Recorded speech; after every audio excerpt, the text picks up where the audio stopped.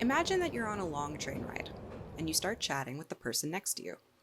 The conversation is initially light and fun, but when things turn to politics, you start to believe that your new friend may be a conspiracy theorist. Does that change your opinion of her? It very well might, and probably negatively. You may think she's gullible, or excessively skeptical, or straight out irrational. But what is it about conspiracy theories that make us think less of the people who believe them? That entirely depends on what a conspiracy theory is. One straightforward way to answer this question is to look at the two words that make up the expression conspiracy theory. A conspiracy is a secret plot by a group of relatively powerful agents. Accordingly, you could take a conspiracy theory to be a theory, an explanation of facts or events, that alleges a conspiracy. But conspiracies do happen, and sometimes we have excellent reasons to believe theories that allege them. Take, for instance, the Watergate scandal.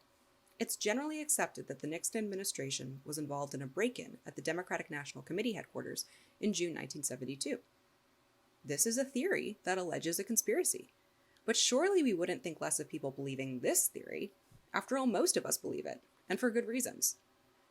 So if a conspiracy theory is just a theory which posits a conspiracy, how do we explain our negative response to the person on the train? According to some philosophers, known as particularists, our negative response to learning that someone believes a conspiracy theory is unwarranted. Conspiracy theories are just theories about conspiracies, and sometimes there is nothing wrong with believing them.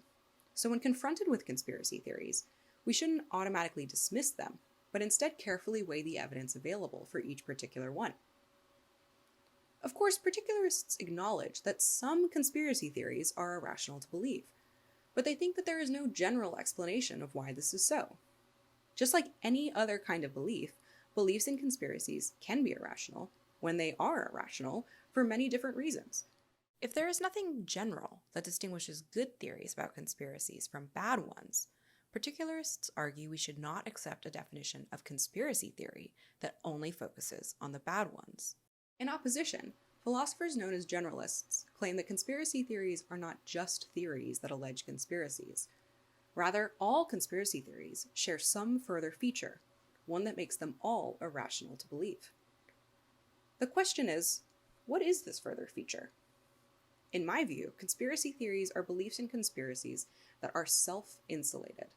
That is, they are immune to being revised in light of contrary evidence. Imagine your new friend on the train told you that birds are surveillance robots that the government uses to spy on us.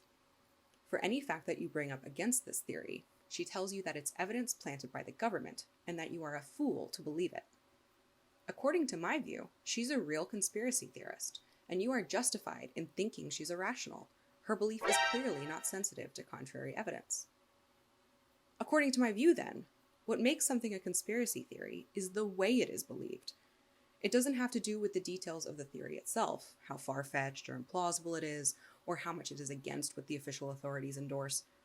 Any belief in a conspiracy, from wild ones about birds to plausible ones about Watergate, has the potential to become a conspiracy theory if held in this self-insulated way. Due to their self-insulated character, conspiracy theories can have a very dangerous effect. They can lead believers to dismiss more and more sources of evidence as the theory is exposed to more disconfirming evidence. In fact, anyone who claims to have evidence against the theory is dismissed by the conspiracy theorist as either a fool who has been duped by the conspirators, or worse, as part of the conspiracy themselves. In dismissing evidence for the conspiracy theorists can become isolated and reliant on fringe networks of trust for forming their opinions. We have a good sense now for why you might feel uncomfortable when your new friend on the train reveals herself to be a conspiracy theorist. Her conspiracy beliefs may indicate a kind of systematic irrationality, and one which makes disagreement the basis for distrust. For a self-insulated true believer, there is no straightforward debunking strategy. If your new friend suspects that you don't share her conspiracy belief, she'll simply conclude that you're the gullible, irrational one.